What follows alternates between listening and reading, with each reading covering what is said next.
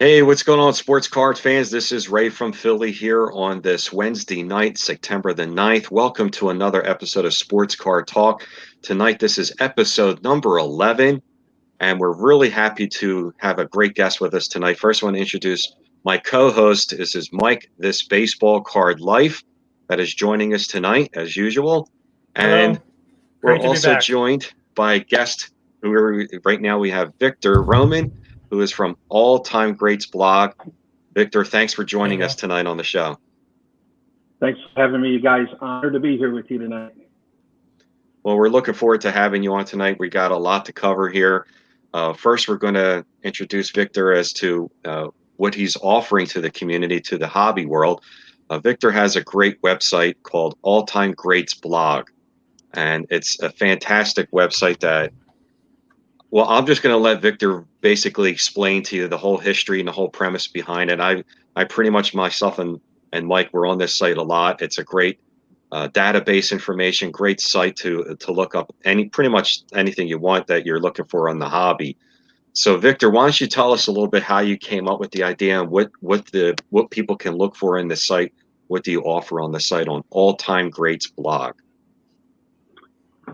Yeah, Ray, thanks for giving me the opportunity to explain it. The website was inspired by my need to get back into the hobby. I exited the hobby in 2004 and I came back in 2014. Now, I had quite a bit of years of experience prior to 2004 because I was a car dealer and a pretty serious collector. But when I came back to the hobby in 2014, I wanted to get up to snuff with things. And prior to my little absence there, I've always been a rookie card collector, big time on rookie cards. But when I came back in 2014, I started to shop for rookie cards of current guys like Javier Baez, Nolan Arenado, them sort of guys. And as I was shopping for cards on eBay, I started to realize that there was everything. It seemed like everything was a rookie card, and I was so confused as to what was a prospect card and what was a rookie card, and it seemed like even the insert cards, my goodness, were being labeled with rookie cards, and just Yeah. that's where I really felt the need that I needed to do my homework, and I really started to dig in to get caught up or get up to snuff with the hobby, and I ended up looking for resources with blowout forums and blogs and articles and videos, and I really started digging in, but I really couldn't find much in what I was looking for. And then I was wanting to look for certain Hall of Famers, and it seemed like I had to, if I wanted to know about their career, I had to jump on this website. If I wanted to know about their stats, I had to jump on this website. If I wanted to know about their rookie cards, I had to go over here or over here, over here, and trying to figure out this information that I need, but I need to go at 4, 5, 6 different websites. And I came across this one website called Old Cardboard. I don't know if you're familiar with it. I think so, yeah. Yeah, it's a fantastic website. It's been around for a while, and they give they deal with more pre-war cards, and they deal with they show a lot of pictures, and they give you a really short little bio on the cards. And I thought to myself, man, but Yeah, I'll show it for you. Is this it? yeah, that's it there. Yeah, and I figured, man, wouldn't it be great to have a website that would feature Hall of Fame rookie cards? And here's my thing that really separates my website with all others. What I started to find out was, as I was researching, I found a lot of articles like top 10 most expensive rookie cards of so-and-so, top 3 best. But what about the collector who can't afford his top 10 most expensive? You know what I'm saying? What Right. about the collector that enjoys collecting all of their rookie cards? Mhm. I want to see a checklist of that, and there were few and far between. Right. So I said to myself, man, imagine if you will, we're going back to the Twilight Zone here. Imagine if you will, a website that will offer you a short player bio on the history of that player, but then give you a checklist of all of their official rookie cards and just showcase the card, the front and the back. Mhm. I'm finding a lot of websites that do just the front of the card. Well, Mhm. I take a lot of gratification on looking at the back of the cards as well. I Mhm. enjoy that. And so, I'll give you photos front and back, and I'll give you a small snippet of that card. Any pertinent information that I feel collectors need to know, I share that. And you can see, we can take a look at an article Yeah. on mine, and we can really dissect it. Yeah, because All right. I've looked through it and it's really great. I mean, if you type in pretty much any player, say for example Randy Johnson, and you'll give a whole detail of all of that player's rookie cards Yep. with a little article Right. for each card. So, like, if people aren't sure, hey, how many rookie cards does this guy have, or what rookie cards does he Right. have? Yep. It's all on Right. your website. It's all there. Yeah, There it is. even yeah, there you go, Randy Johnson's. And so there, I will start the dissect, do that little snippet of each card. Mhm. But I'm really a rookie card purist. So if you scroll down a little bit on that article, Mike, you're going to see at the bottom, at the top, I'm giving you the official rookie cards. And then towards the bottom, I'm going to give you a segment that's called cards that are often viewed as rookie cards, but Oh my God, technically that's are great. not. You see, Yep. and then I'm not just going to show it to you, but I'm also going to explain to you why these are not considered rookie cards. Right. And so and something else that I've started here recently is, Mike, if you want to go to Nolan Ryan's article, because I want to show you Yep. guys a really cool feature that I've started doing. This is awesome. Yeah, if you look at Nolan Ryan, towards the bottom, you're going to see, I start with the official rookie card, hmm but sometimes the cards like this are priced. So on the bottom, I'm going to give you affordable alternatives. So I'm going to give you his second saw year this or one. his third Right. year. So I'm going to give you options on what to get. That's great. That's great because, like you said, especially with a lot of the modern players where they have 10, 20, 30 rookie cards, you know, I was doing the same thing like you were saying. I was going to 5 different web browsers were up looking for, like, you know, what's his rookie card? How many rookie cards does he have? And it's all here for you. So, yeah, I highly recommend people Yeah. check this out. This is great. And I also offer all 4 sports, Ray. I don't know if you knew that. Mike, if you can go to basketball greats. Yep. Or no, I'm sorry. Let's go to current greats. Current greats are guys that are lock-ins for the Hall of Fame right now. Yeah. hmm If you want to open up LeBron James, this article took me 2 months to put together. and the reason why is because he has 63 official rookie cards.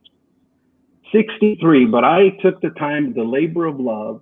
I went ahead and did a snippet for each one, and I showcase a picture of each one, and I'm going to give you a list of the parallels for each one, and really take the time to showcase all of his rookie cards for you. Right. Isn't this the one that went for like $1 million? The auto? That one right there. Sure The is. That one right exquisite. there. Okay. Wow. Yeah. Yeah. That's a lot of rookie cards. 63. That's 63 rookie cards. That's a 63. lot of rookie cards. And And you another cover all the segment- sports, right, Victor? You covered football as well? Yeah. And I okay. do football and the 4 primary: baseball, Mhm. basketball, football, and hockey. But I also feature another segment that I think you guys will really enjoy. And if you go to the menu, Mike, and take a look at should be greats. These are guys that are, Hall of Very Good guys, right? Mm-hmm. Well, Roger Clemens is a should be great, obviously. Yeah, Barry Barry Bonds, Bonds. yeah. Yeah. Yeah. A lot of Dale Dale Murphy Murphy. fans out there. I'm big on Yeah, Tony his Oliva. rookie- I'm Yeah. looking for his rookie card Yeah. too right Yeah. now. Steve Garvey, that's And his Garvey. rookie card. Yeah. Dick Allen. Dick Allen. Yes, sir. Yeah. Don Mattingly, the I hope Hitman. I hope to see the Cobra in here. Well, this has turned out really well so far. We also wanted to chat about the 3 articles that you have on the rookie card. And recently on your YouTube channel, you started just talking about each one of these articles. Do you want to just talk about the first one, the history of the rookie card? When you look at the blogging community, what a blog has is a series of articles, but then they have what's called a pillar post. Now, a pillar post is typically a post or a series of posts that are going to be the meat and potatoes of your entire website. It's kind of your philosophy per se on any one particular item. And I started this. I wrote this 3-part series a couple of years ago. Yep. That entails the rookie card, and the first one is the history of the rookie card. And what I feature there is I ended up taking and I created a timeline from what I call the rookie card boom that happened in 1981, Mm-hmm. and I covered all the episodes that we had with rookie cards all the way to 2005. And in 2005, the hobby and the industry had just come to the point where they considered the rookie card to be broken. And there's articles on this on hobby publications, and those who were around there at that time remember this very well. But there was just so much confusion and frustration with the rookie card that the Major League Baseball Players Association had to step in to bring order into the chaos, because it was affecting a lot of things. And so once they stepped in, they kind of gave us some guidelines of what they expect, because what was happening is because of the spirit of competition that was around in the hobby back then, there was such a rush to get to the rookie cards that these manufacturers were chasing these kids down. My goodness, when they were in high school, they weren't even graduated yet, and they're pursuing these kids to make rookie cards, out of them. And so it just spiraled. It got really out of control by the mid 2000s, and that's when the PA stepped in, and there was a lot of great things that happened from that. Mm-hmm. Mm-hmm. Well, you touched base on the first episode on XRC, Extended Rookie Card. Yes. When did that? Are you aware? When did that start? Was that in '84 when the Clemens update rookie card, or did they officially didn't really start until '86? Was it '84 or '86 on the XRC? It's a question that I've been pursuing Dr. James Beckett on. I shot him a couple of emails, but I haven't gotten a response yet. But he would be the guy to really give us the details on the XRC. But from what I am studying and what my research is showing, and the experience that I have, because I was a teenager back at that time. From what I remember, it was right around the XRC really started creating a lot of it started stirring the pot with a lot of collectors. There was an uproar. Yeah. Yeah, because people didn't know, like, is it really, like, say for Clemens, he has a 84 Fleer update, and then he has the 84 Fleer regular, and that people would see. He doesn't have the. Yeah, he didn't have the 84 Fleer. He ended up. I'm sorry, 85. Fleer. He had 85. He had his 3 regular base rookie cards of Donruss, Topps, and Fleer, and people is that the rookie card, or is it the Fleer update from the year before? And they would put that XRC. Which drove me nuts. I was like, what is it? Is that the rookie card, or well, RC is a rookie Extended. card. Yep. And it was just drove people crazy. So I think you said in your article they got rid of that, right, by 1988. Yeah, they did. They did, but they had to, because of the gimmicks and the shenanigans that manufacturers were playing. They had to Right. resurrect this thing to bring clarity to certain sets later on in the early 2000s. Right. Yeah, it was just insane. Yeah. Then you go into the 90s, or the 92 Bowman set started then with the minor league draft picks. The infamous players wearing street clothes in Yeah. 92. And Parallels came aboard in the 90s as well. But 92 had started with the minor league cards. That's my favorite one right there. Yes. That's the one to have right there. That's a sweet looking card, Mike. It is. The 93. Right. I just brought that out because the 92 is rookie, but I like the 93 better. So I just I agree. I want to say that. Yeah. Yeah. Those pants have to go on them. Sorry, Mariano, but yeah. So. He's looks like he's going sailing or something like that. But and then you touch on the base later on in the 90s where the Parallels started coming in the mid 90s. They had inserts made, mainly the hobby impact of the insert card. That started going crazy by like the early 90s, 92 and 93. More specifically with the basketball side of things and Shaquille O'Neal. I remember that uproar very, very well. And a lot of that was because Shaq was still under contract with Classic, which was an unlicensed card manufacturer. And did that just a lot of the manufacturers, they put Shaq in their Series 2 product, which worked out. But some manufacturers put it in Series 1 with redemptions, and that just didn't sit very well with collectors. And then when they got the cards back, almost a year later, they came numbered like an insert card. And there was a lot of collectors saying, hey, again, rookie card purists. We're saying, hey, I'm out here.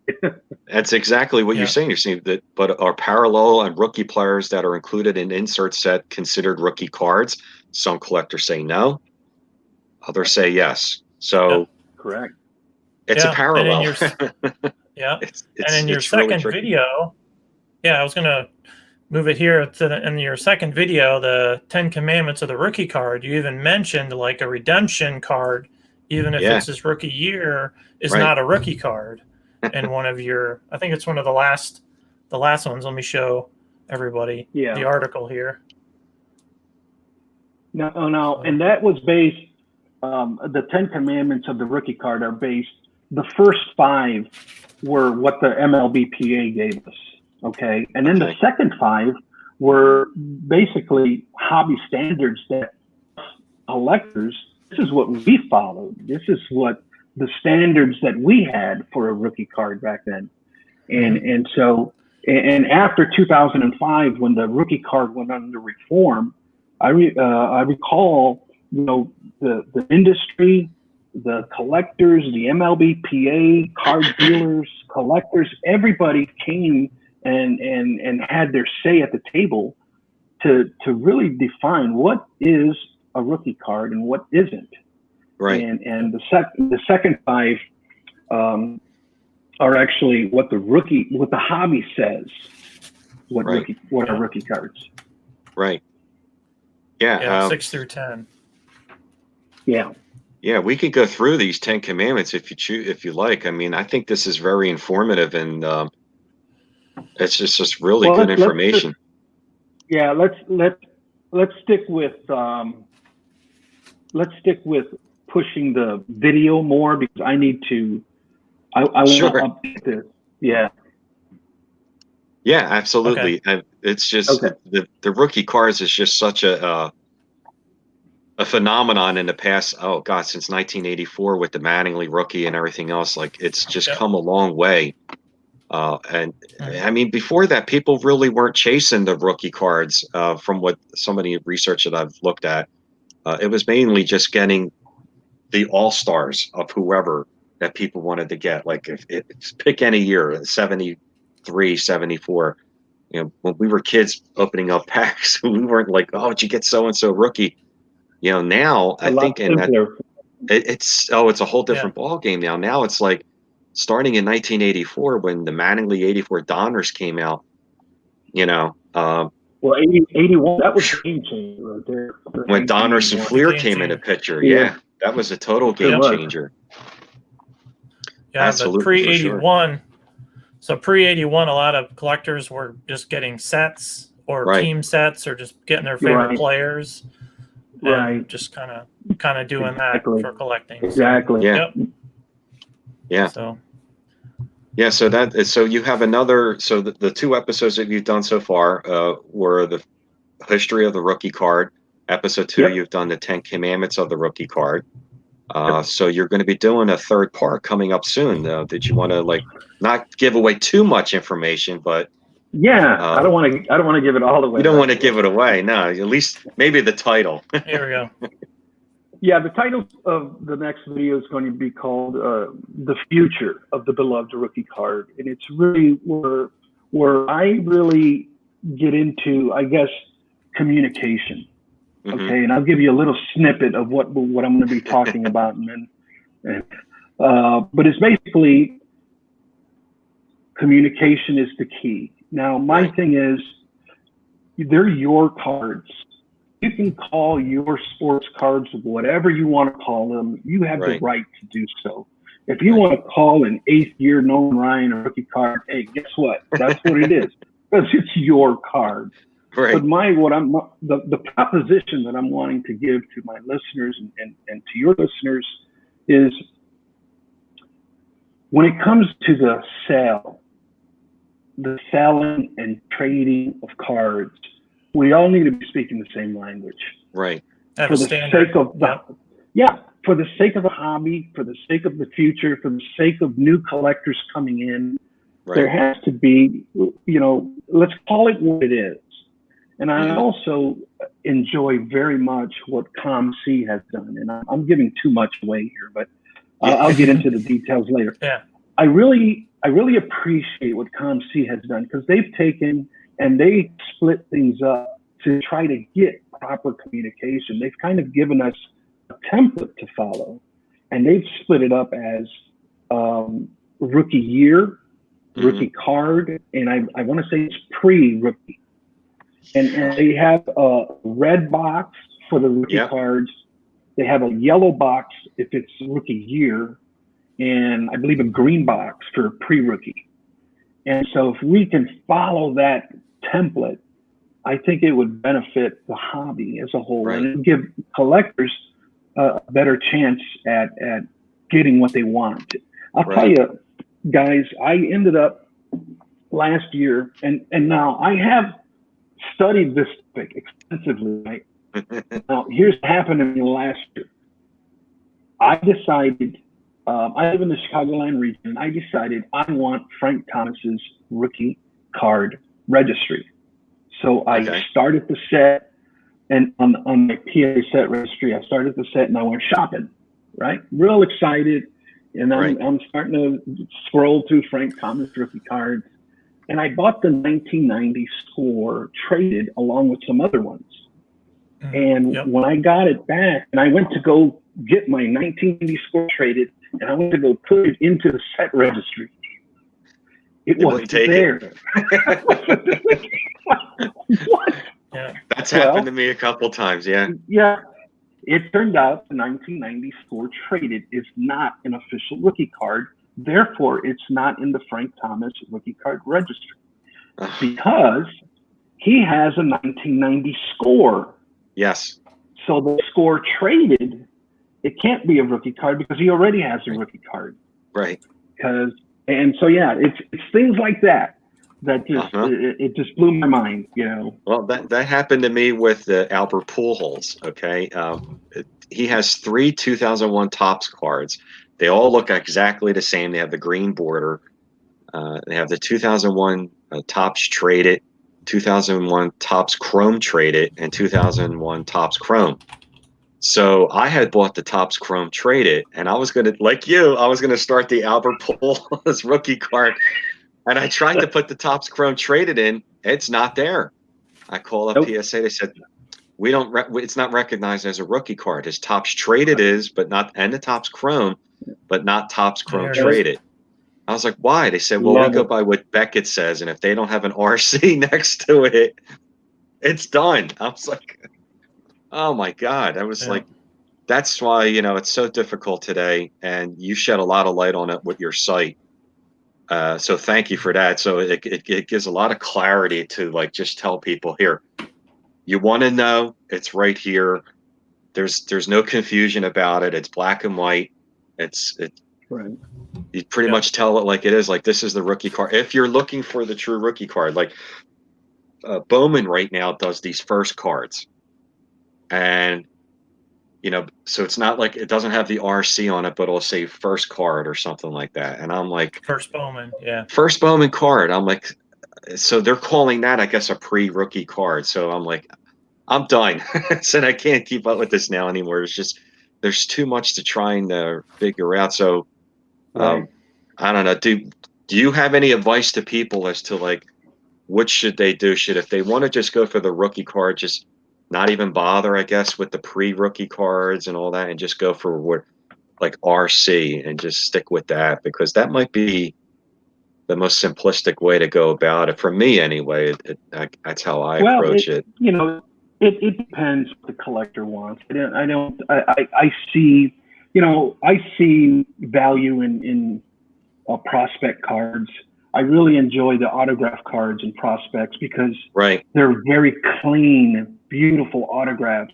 When you're talking prospect cards, once they get into the major and they are signing for the first 6 months, you see that autograph just get sloppier and sloppier as the years go on. That's As why the I years really go like on. the prospect. And prospect autos are really nice. But what I Right. will say is, you know, when we mention the word true, I think it falls more in line with pure. I think that's a Mhm. better word for it. And what we're having is what I feel is a rookie card that is watered down. It's watered down because there's confusion. There's confusion because there's no clarity. And Mhm. so since there's no clarity, what we do is we just say, oh, they're all rookie cards. You know, Mhm. yeah, that's just Yeah. that's the easy road. That is not the real road. There is a rookie card, in my opinion, and I mentioned this at the end of my second video, the 10 Commandments, is the rookie card is sacred, and Mhm. it's nostalgic, and it's the backbone of the hobby, and it should be respected and protected by us, Absolutely. the hobby. Yeah. And for it to be watered down to the extent of we're just confused about it, to me, it's not good. So I Mhm. like to look for the pure rookie cards. We have to try to get rid of the confusion, the nonsense that's there, Right. and really do our homework. I'll tell you, if we're talking here, just doing a little bit of homework, knowing what the rules are, and you know, base your collection off of that. Right.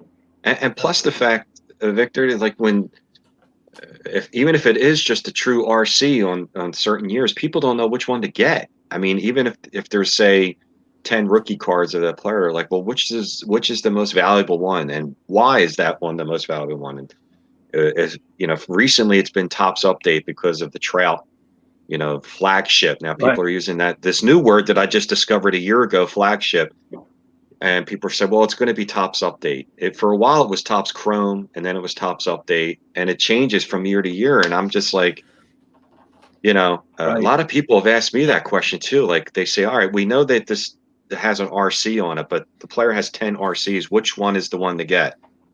And people can't really afford to buy all 10 of them, so they're trying to pick out maybe the 2 or 3 best ones. And it's hard to give an answer to say, I don't know, you know, it That's why, changes. Ray. That's why, Ray, it's so important for us to know the history that Right. I posed in my first video.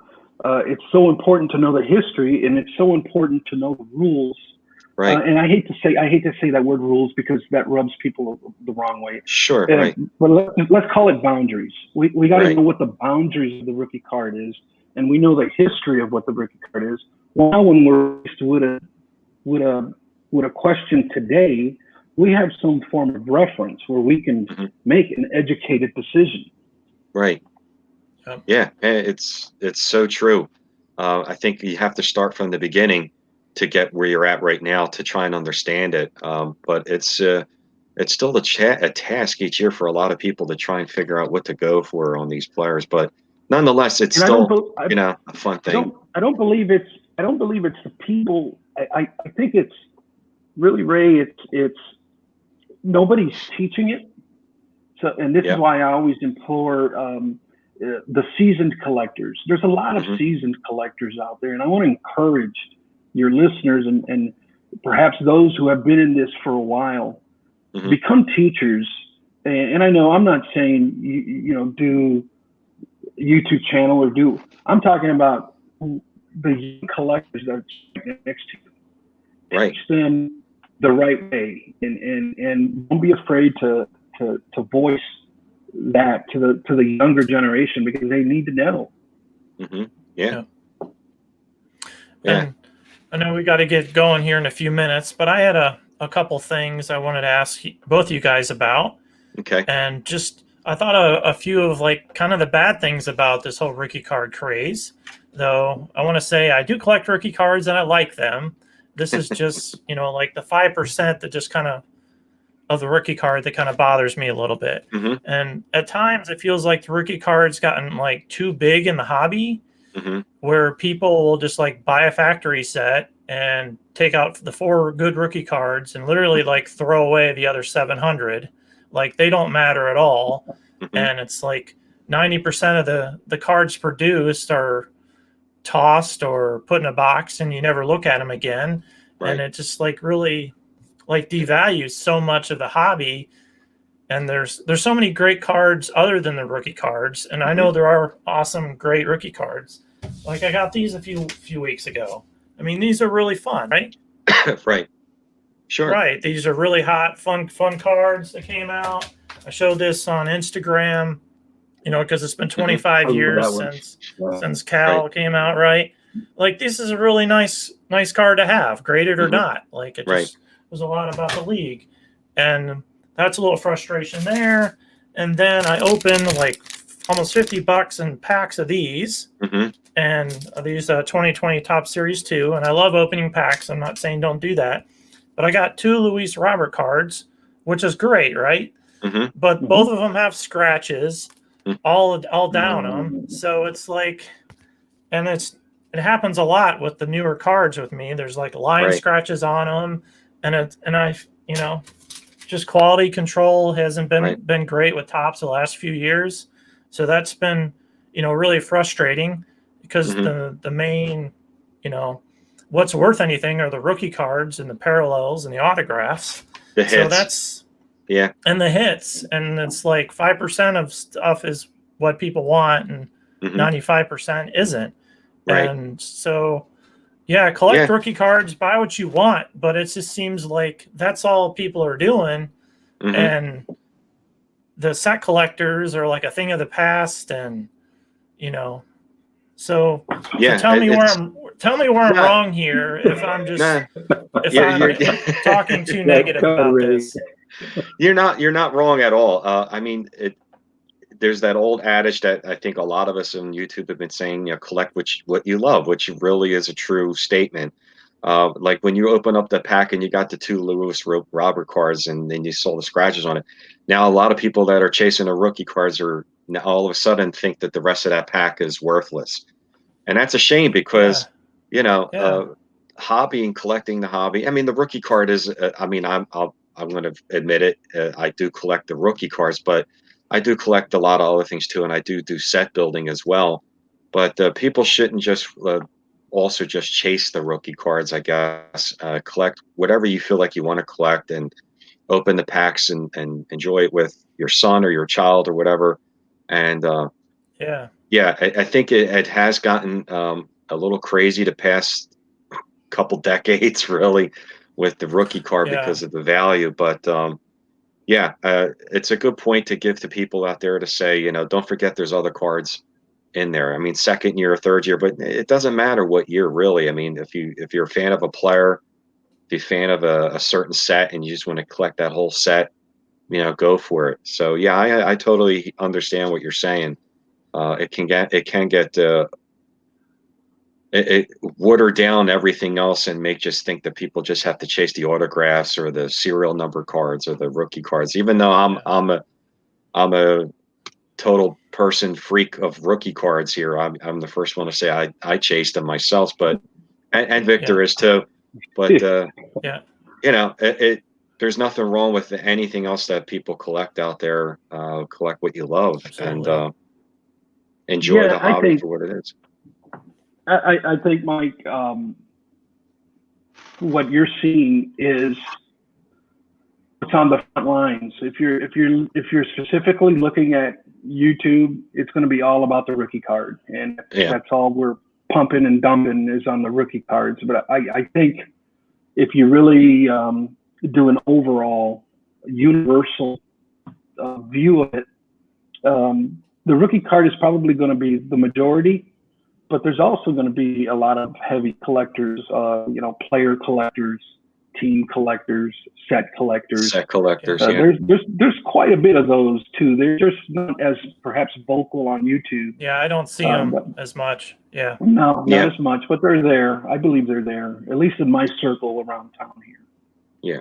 So the topic of the rookie card is always going to be a topic of a lot of questions that people are always seeming to trying to get the answers for. And that's what we try and shed a little bit of light on today, to try and explain to the people, about the history and your episode. And I urge people to go back to your episode number 1 of this 3-part series that you're doing on the rookie card to check out the history of the rookie card. And, you'll learn something definitely for sure. And the 10 commandments of the rookie card. And I'm looking forward to when you're going to do episode number 3. So I think there's always a lot of questions with people in the rookie cards. There's been for a lot of years, what to get, what's the most valuable, and is this a rookie? Is that a rookie? There's a lot. And definitely your 3-part episode and your site is going to shed a lot really of light on that. Yeah. And will guide people the right way. And give people a lot of information. It might not answer all their questions, but at least it's going to, put them a little bit more clarity, because I've always had questions. When I collected from 1979 to 2010 or 12, and I took like a 6-year break, and I got back into it around 15, and a lot changed just in those 5-6 years that I was gone. I was like, oh my God. And it took me a while to try and figure out what was going on. But the rookie card is a really interesting topic to try to figure it out. So I think you definitely helped out a lot of people with that. I hope so, Ray. That was the goal. I know you mentioned that there's always questions, and I believe that to be so true for this one thing, is that manufacturers are always coming out with some type of, I hate to call them gimmicks, but that's because they're in the business of selling, and there's marketing techniques and all this other thing. And I get that. I'm not bad mouthing them, but there is always some gimmick that causes just confusion. And it's like, oh my goodness, what they did with the 2018 Topps Acuna, with the short print back down, with the complete set, Denny's Topps update. Oh my, that's an episode in and of itself. Just for that one card. But it's those gimmicks that's how come it's so important for us to know, because knowledge is power when it comes to this sort of thing. And when we can figure it out, and because when we can work our way through the muddied waters, then we have what it takes to make a good purchase. Right. The purchase that we want to make. Well said, definitely. Well, I mean, this was a great episode. I think, Mike, did you have anything else you wanted to go through or would ask Victor? No, I don't have any other questions, Ray. So if you want to close this out, that'd be awesome. Yeah, I was thinking, just to let people know when you're going to be releasing episode number 3. Do you have a date in mind when you think you're going to be doing that? Yeah, it's going to be the weekend of the 19th. It'll be Okay. out. September 19th, 2020. All right. That sounds good to Yes. me. Looking forward to that. So, Victor, we really appreciate you coming on and shedding some light on the rookie card. And don't forget to, everyone needs to check out alltimegreats.blog for all your rookie card information, and check out the Yep. the two-part series right now that's on his YouTube channel on the history of the rookie Yep. card and the 10 Commandments, and look for episode number 3 coming out soon. So, Victor, I really appreciate you coming on. Mike, once again, great job, buddy. So that Oh, ends you're very welcome. Sports Card Talk episode number 11. And we'll see you guys real soon. So thank you very much for tuning in. And make sure, like I always say, have fun with it.